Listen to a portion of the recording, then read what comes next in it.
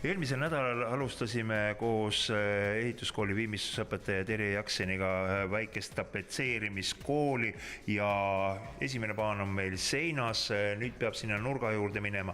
Mida me täna esimeseks vaatame? Kõigepealt on vaja tapeeti lõigata vist, jah? Jaa, meil on kõigepealt vaja ära mõõta see osa, kui lai meil siin on, 29 ja siit ka on, siin on nagu natukene juba rohkem. Me peame selle 30 selle mõõdu siis nüüd võtma siit. Nüüd on see jälle, mida ma soovitan soojalt, eriti algajatele. Et pange siia endale teip ette.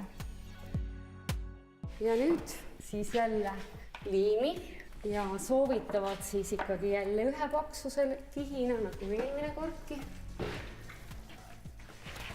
Ja nüüd tasubki siis vaadata seda, et jälle natukene... Jälle see volt sisse. Ja siis hakata seda siis suruma. Mitte venitama, vaid suruda sinna selle paani vastu. Ja siis jälle, et ärge pahti labidat enne ära tõmmake, kui on ära lõigatud. Siin ma soovitan seda, et kuidas siis järgmises seinas ta peab tulema ju see tapeet jälle loodi minema. Nii. Selleks on väga hea selline väike nipp, et puuk ei leia enam. No siit ikka kuskilt ka on.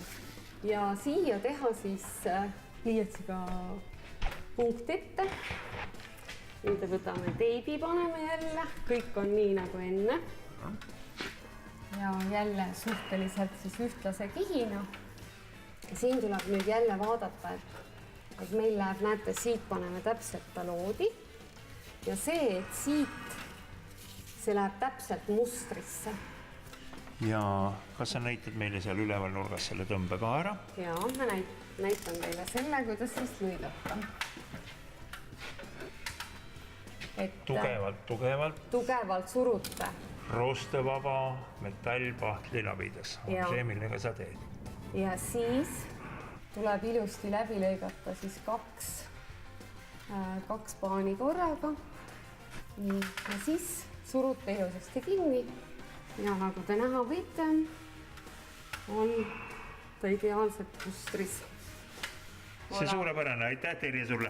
Ja tegelikult ma tahtsin öelda teile, kallid televaatajad, et kui te olete nüüd esmased teadmised omandanud ja tunnete, et võib-olla ikkagi ise harjutades ei saa sellest tööst väga asja, siis tulge meie juurde kooli.